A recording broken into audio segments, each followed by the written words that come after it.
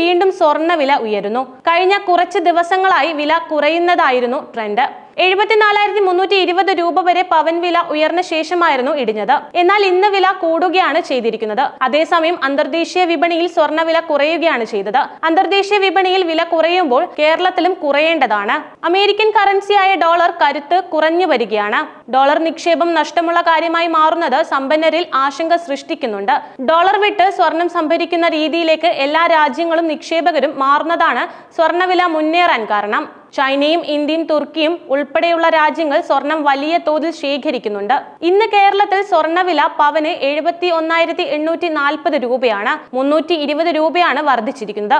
ഗ്രാമിന് 40 രൂപ കൂടി 8,980 രൂപയായി. അതേസമയം 18 കാരറ്റ് സ്വർണം ഗ്രാമിന് 7,395 രൂപയായി ഉയർന്നു.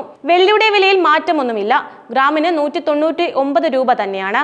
അതേസമയം ആഗോള വിപണിയിൽ തിങ്കളാഴ്ച രാവിലെ സ്വർണ്ണവില താഴ്ന്നുവെങ്കിലും വൈകിട്ടോടെ ഉയരുന്ന ട്രെൻഡ് കാണിച്ചിരുന്നു. ഇതാണ് ഇന്ന് കേരളത്തിൽ വില കൂടാനുള്ള സാധ്യതയായി കാണിക്കുന്നത്.